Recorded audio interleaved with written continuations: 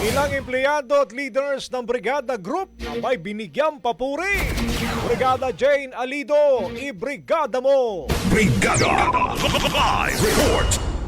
Naging matagumpay ang isinagawang Top Executives Congress 2024 ng Brigada Group na idinaos sa isang hotel sa General Santos City noong December 18 to 20, 2024 at may temang Strengthening Human Connections Beyond Technology. Kasabay nito, binigyan ng papuri ni Brigada Group Chairman, CEO Elmer V. Catulpos ang mga top leaders ng Brigada Group para sa kanilang magandang performance ngayong taon sa kabila ng nararanasang ups and downs. Gayon din ang mga empleyado ng brigada na nanatili sa kumpanya sa loob ng 5, 10 at mahigit 15 taong pagsiserbisyo. Our connections rise to new challenges and win the coming year together. I extend my heartfelt commendation to all of you for your unwavering commitment to our mission and for making Brigada a true beacon of innovation,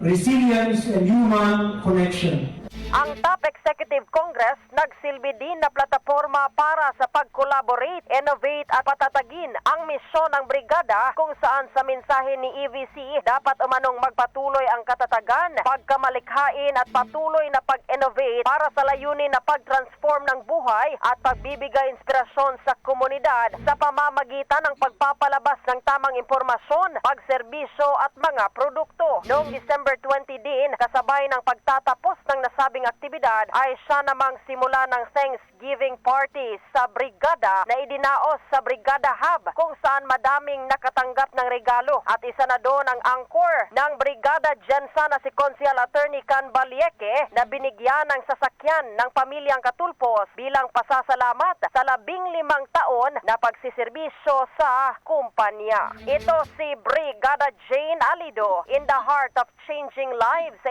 89.5 Brigada News FM Jensen, the Music and News Authority. Umahataw, Brigada Balita Nationwide.